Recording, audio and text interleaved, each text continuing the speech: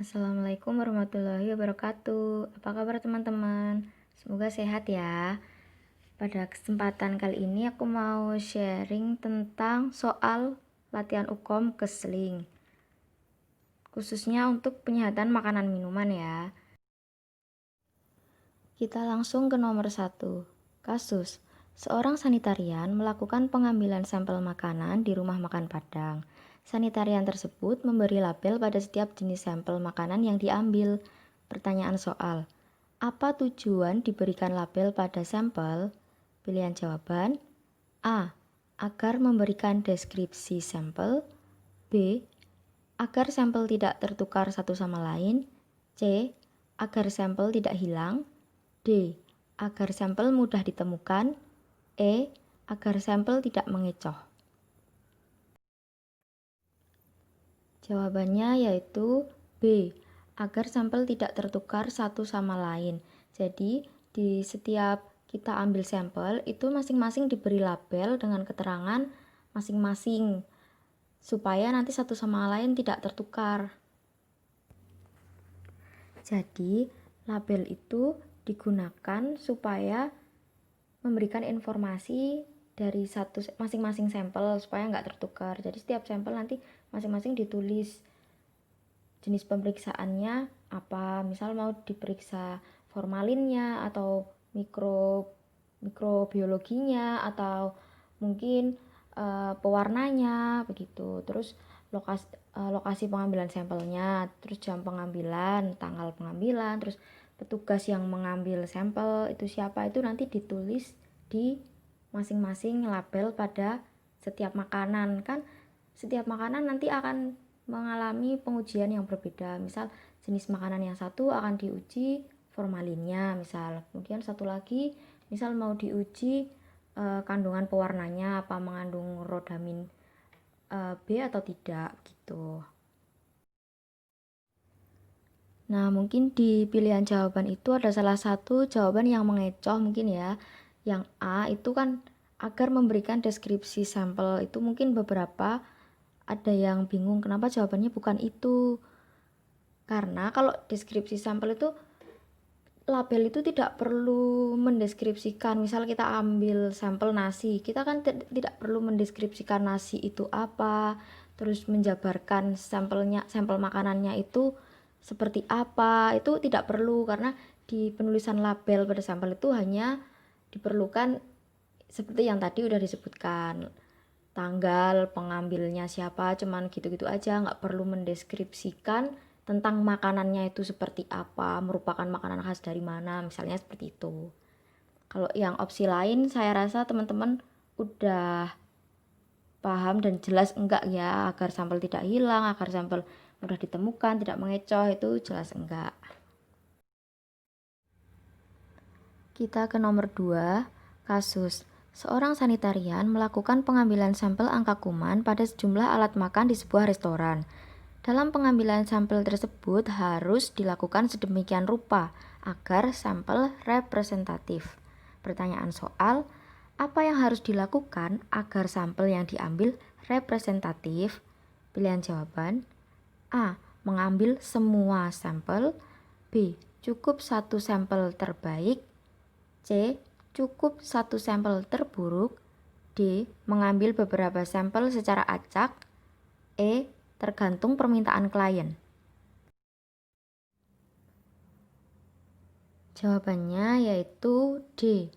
Mengambil beberapa sampel secara acak atau random gitu ya. Jadi supaya kita saat mengambil sampel representatif atau dapat mewakili keadaan sesungguhnya dari semua alat makan di restoran itu, misal gitu ya. Nah, itu kita tidak perlu mengambil semua sampel. Misalnya ada 100 piring, tidak harus semua 100 piring itu kita sampling semua. Itu enggak harus seperti itu, enggak perlu seperti itu karena itu tidak efektif. Kemudian yang B, cukup satu sampel terbaik. Kita juga nggak bisa milih piring yang kira-kira paling bersih terus kita sampling, itu nggak bisa juga karena nanti hasilnya bohong. yang A yang kelihatan bagus cuma satu, padahal mungkin piring-piring lain dia nggak bagus gitu. Kemudian cukup satu sampel terburuk atau yang misalnya mikroorganismenya tinggi, itu juga nggak bisa seperti itu teman-teman. Kita nggak bisa milih kayak gitu, soalnya siapa tahu nanti di antara 100 piring itu pas yang diambil yang terburuk itu ternyata piring-piring yang lain sebenarnya bersih kayak gitu. Kita juga nggak bisa milih kayak gitu, sengaja milih itu nggak bisa. Kemudian mengambil itu jawabannya yang di itu ya, mengambil beberapa sampel secara acak atau random kayak gitu. Kemudian yang E, tergantung permintaan klien. Kita juga nggak bisa minta kliennya mau yang diambil piring yang kayak apa. Kita nggak bisa, kan kita orang yang ambil sampelnya, kita yang sampling. Jadi misalnya pemilik restoran kayak gitu, nggak bisa dia yang nyuruh kita piring yang mana yang mau di sampling. Itu kewenangan kita untuk memilih secara acak begitu. Kita ke nomor 3, kasus. Seorang pengusaha produk makanan membuat produk baru di perusahaannya. Sebelum memasarkannya, pengusaha tersebut melakukan uji organoleptik untuk mengetahui kualitas produk makanan secara sederhana. Pertanyaan soal, manakah yang termasuk dalam uji organoleptik? Pilihan jawaban: A. Aroma, B. Kadar gula, C. Kadar lemak, D. Angka kuman, E. Angka kecukupan gizi.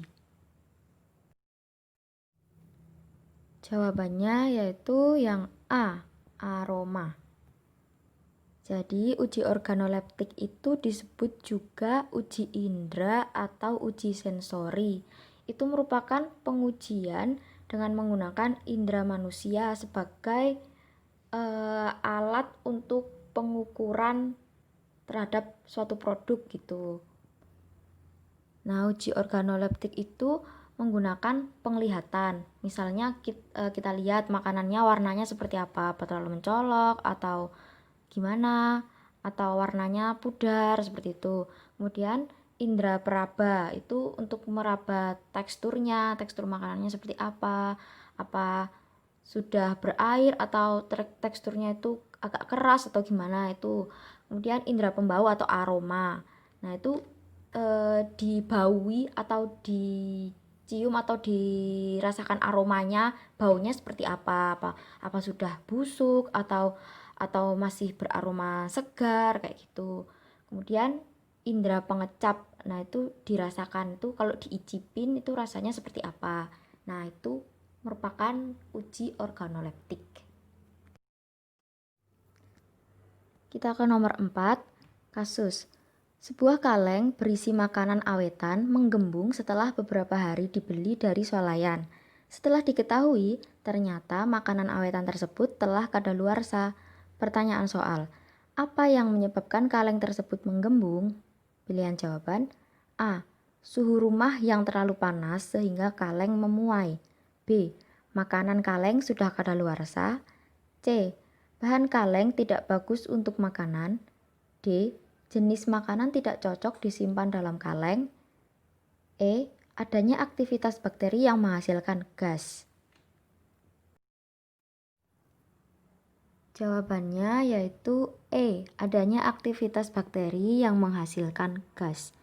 Nah, mungkin beberapa dari teman-teman bertanya-tanya, kenapa kok jawabannya enggak yang B? Makanan kaleng sudah kadaluarsa, kan jelas-jelas di soal udah bilang kalau makanan awetan tersebut telah kadaluarsa. Nah, jawabannya bukan itu teman-teman, karena yang ditanyakan itu kenapa penyebabnya kaleng itu menggembung, kenapa kayak gitu loh. Jadi di beberapa makanan awetan yang dibungkus dengan kaleng itu bisa dia menggembung karena di dalam kaleng itu terdapat bakteri. Ada satu bakteri tertentu yang dia tahan hidup di dalam kaleng itu, kemudian dia akan beraktivitas. Bakteri tentu saja beraktivitas karena ada bahan makanannya di dalam kaleng itu, ya makanan di kaleng itu. Jadi bakteri itu menghasilkan gas. Nah, gas-gas yang dihasilkan bakteri itu mengakibatkan kaleng makanan itu menggembung seperti itu. Jadi jawabannya bukan yang kadaluarsa itu hanya mengecoh. Kalau soalnya itu nggak mungkin ya jawabannya itu gitu. Kita ke nomor terakhir, nomor 5. Kasus, sebuah kaleng berisi makanan awetan menggembung setelah disimpan beberapa bulan. Hal tersebut terjadi akibat adanya aktivitas mikroorganisme yang menghasilkan gas di dalam kaleng. Pertanyaan, jenis mikroorganisme apakah yang dimaksud? Pilihan jawaban. A. Clostridium botulinum. B. Salmonella typhosa. C. Shigella. D. E. coli. Atau E. Staphylococcus aureus. Jawabannya yaitu A. Clostridium botulinum, yang merupakan bakteri yang bisa hidup di dalam kaleng makanan yang tidak ada oksigennya. Jadi dia hidup secara anaerob. Begitu. Tapi dia menghasilkan gas yang bisa menggembungkan kaleng seperti itu. Kalau Salmonella typhosa itu biasanya ditemukan di daging hewan seperti daging sapi, daging kambing, kemudian telur, susu, daging unggas seperti itu. Kalau Shigella itu di kotoran manusia. E. coli itu juga di kotoran manusia, karena E. coli itu indikator terjadinya pencemaran tinja manusia, karena dia kan berasal dari usus besar manusia gitu ya. Terus kalau Staphylococcus aureus itu ada di kulit manusia kayak gitu. Nanti teman-teman mungkin bisa mencari referensi lagi tentang di mana keberadaan bakteri-bakteri ini. Nanti takutnya aku salah dalam memberikan informasi. Jadi teman-teman saya harap bisa cari referensi yang lebih banyak lagi gitu ya. Oke teman-teman, soalnya sampai di sini dulu ya. Insya Allah besok bisa bikin video lagi, soal-soal lagi. Semoga bisa bermanfaat buat teman-teman. Oh iya, aku mau ngingetin teman-teman, jangan terus terpaku sama soal-soal ini aja. Teman-teman perlu belajar dari referensi lain juga.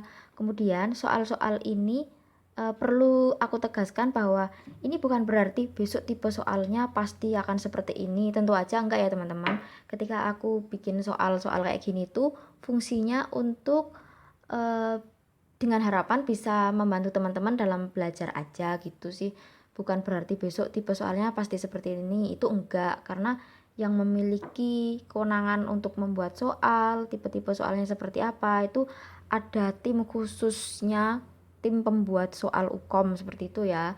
Gitu, tentu aja itu ada ketentuannya, ada peraturannya dalam membuat soal. Jadi ketika aku bikin soal itu cuman berfungsi untuk membantu teman-teman dan menyemangati teman-teman dalam belajar gitu aja sih ya. Oke, sekian dari aku. Wassalamualaikum warahmatullahi wabarakatuh.